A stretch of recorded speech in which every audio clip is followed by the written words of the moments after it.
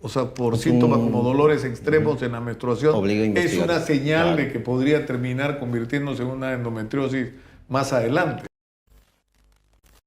Bienvenidos, hablemos de salud. Soy Nicolás Lucar y hoy día vamos a conversar de la prevención y los cuidados ginecológicos según las etapas de la vida. Está con nosotros, como ya dije, José Solano.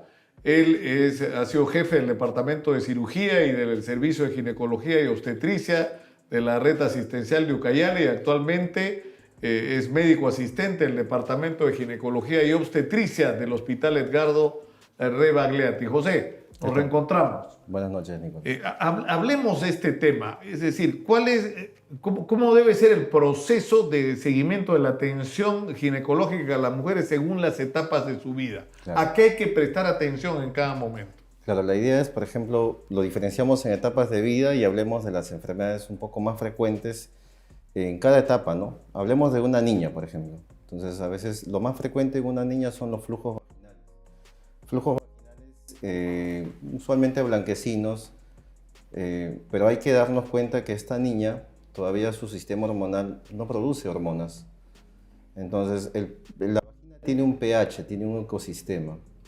Usualmente en una mujer adulta el pH es ácido, en la niña no, el pH es neutro.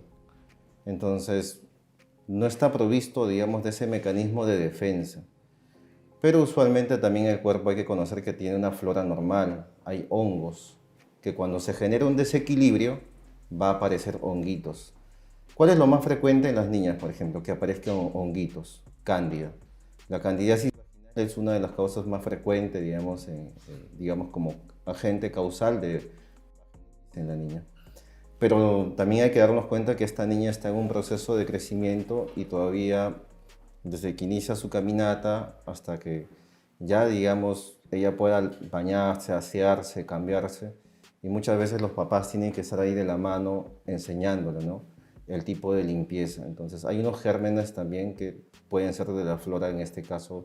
Pero esto que nos dice José tiene que ver con un tema de higiene. También Es la decir, con higiene. una higiene adecuada es posible prevenir este tipo Sí, es la higiene y el cómo vestir a los niños, por ejemplo, ¿no?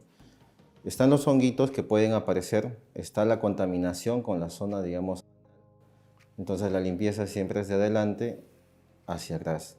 No usar, es sencillo, son cuidados básicos en el fondo, ¿no? Usar prendas de algodón no ajustadas. Ahora en esta época, por ejemplo, de verano, las niñas van a la playa, a las piscinas, y a veces le dan por irritación, inflamación, ¿no? Hay mamás que, bueno, muchas veces hay, digamos, propagandas engañosas con el tema del jabón íntimo, pero el jabón íntimo no se debería usar mucho en una niña. No se debería usar en una niña. en una niña. En una niña no. En una mujer adulta, salvo algunas indicaciones, ¿no? Pero en una niña no. Y cuando la niña crece, es adolescente y empieza ya a generar hormonas, Ya ¿qué es lo que cambia ahí? cambia, digamos, la niña ya le viene la menstruación, entonces ahora viene, las mamás se preguntan en qué momento de la vida debe venirle la menstruación. 9 años, 10 años, 11 años. En promedio los 11 años estamos hablando, ¿no? Hay algunas enfermedades en las cuales se adelanta, pero hablemos lo más frecuente. Viene la menstruación, pero nunca va a venir mensual como le viene quizás a la mamá, a la hermana, a la tía. Siempre es un proceso de maduración. Entonces, muchas veces este proceso de maduración del sistema hormonal femenino demora en algunas niñas y se puede esperar en promedio hasta los 15, 16 años. Pero sí digamos, nos alarmamos cuando viene un sangrado vaginal abundante. Entonces, necesariamente debe acudir al ginecólogo para una ecografía pélvica, evaluar quizás cómo están los órganos genitales internos, tanto del ovario y del útero, ¿no? ¿Y cuáles son las infecciones o los males más comunes en las adolescentes? Las infecciones también, por ejemplo, igual está la candidiasis, pero también estamos hablando de que muchas adolescentes ya podrían iniciar su vida sexual, por ejemplo, ¿no? Entonces ya viene la moda, el modismo, por ejemplo. Cambian sus prendas íntimas y a veces usan más sintéticas, por ejemplo, ¿no? Y algunos por monería también están usando este jabón íntimo. Pero a la larga lo que va a hacer el jabón íntimo le va a predisponer, digamos, a ciertas infecciones o vaginitis por agentes químicos también, ¿no?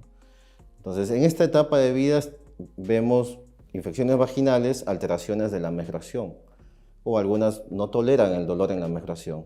Entonces, también son motivos de Eso es consulta. una pregunta. ¿Por qué hay chicas y en general mujeres que tienen una afectación mayor, que en el momento que tienen la menstruación es así, terminan algunas postradas por el dolor y el malestar? Hay algunas que lo tumban a la cama, o algunas hasta llegan al hospital a una emergencia por un dolor, en este caso por la menstruación, pero ahí ya nos obliga al especialista a investigar una causa, que sería la endometriosis, que esto puede ser un aviso, pero ya cuando la mujer avanza de edad, ya viene la endometriosis, que va a ser un causante, es una enfermedad que causa un dolor pélvico crónico, que muchas veces el manejo es médico, con sintomáticos nada más, manejo del dolor, y hay casos muy severos que demandan una cirugía, en este caso de endometriosis.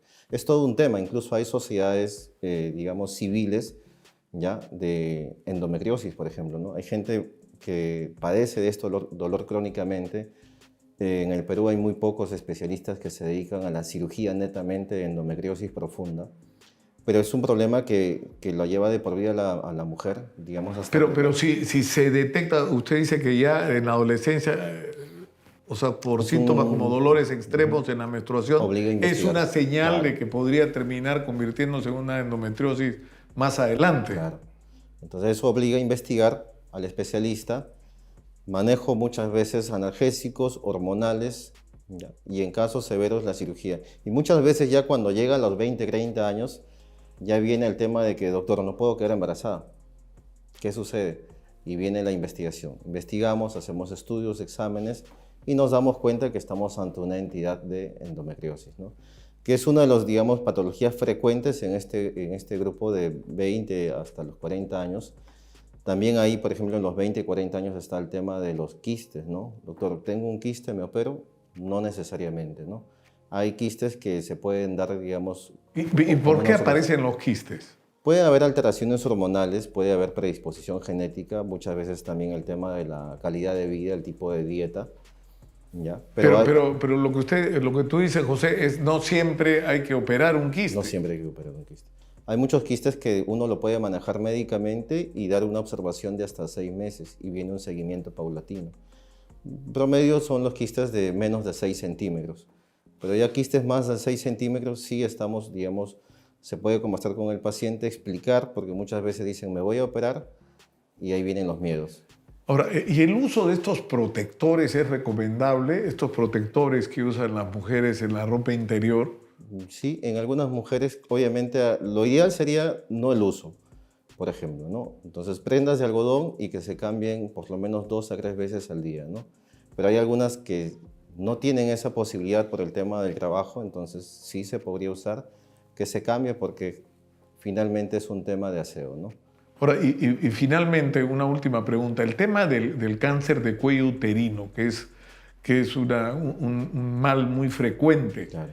¿No? O sea, ¿qué es lo que hay que hacer? La vacunación está probado que es muy efectiva, ¿no es cierto?, para enfrentarla. Claro, pero muchos padres tienen prejuicios porque hay que vacunar a las niñas, tal ¿no? igual como el COVID. Antes del inicio de la vida sexual, ¿no? Exacto. Uno en su vida tiene contacto con el papiloma, ya sea hombre o mujer, en cualquier momento de su vida. No todos van a hacer la enfermedad. Pero si hay una niña que todavía no inicia su actividad sexual, en promedio de los 10 años, 12 años, o antes, en promedio el Estado pone hasta quinto de secundaria, que deberían iniciar la vacunación con el papiloma. Sí, deben vacunarse y obviamente la predisposición va a disminuir totalmente. Pero ¿qué pasa con las mujeres que ya han iniciado la actividad sexual? Nosotros sí, digamos, les sugerimos que se vacunen. Porque si ya tienen una enfermedad ocasionada por el virus del papiloma, ya sea un precáncer o cáncer, en el fondo le va a ayudar a estos pacientes. No a que desaparezca la enfermedad, pero hay una predisposición a que remita, claro, o digamos, sea más llevadero el tratamiento. Pero la recomendación, en todo caso, si no te vacunaste y ya tienes una vida sexual iniciada, el vacunarte te va a ayudar a controlar en el caso de que se presente el cáncer, pero lo que hay que hacer es detectarlo a tiempo y para eso es el examen de El examen de Papá Nicolau. Que tiene que hacerse cada cuánto tiempo. El Papá Nicolau es anual. Pero hay pruebas actualmente, digamos, que se usan en otros países como Estados Unidos, también países europeos, que son las pruebas moleculares, ¿no? Que obviamente tienen mucho más eficacia que el virus del Papá Nicolau. Papá Nicolau tiene una eficacia de 50%. Esta prueba molecular tiene eficacia hasta de 98%. Que es una prueba de sangre. Es una prueba, también se toma, digamos, secreción vaginal. Secreción vaginal pero, también. Obviamente, en este caso, por una centrifugación, se hizo un análisis de laboratorio que termina detectando, en este caso, el mismo virus que está ahí. Se tipifica el virus. Claro, y eso lo que te permite es detectarlo a tiempo y actuar. Detecta a tiempo, es mucho más, se adelanta, digamos, mucho más antes de la fecha, desde el contacto. El Papá Nicolau, usualmente desde el contacto, se detecta pasado unos 3-4 años cuando ya comienza a causar enfermedad. Entonces, esta prueba se adelanta, digamos una forma de decirlo así.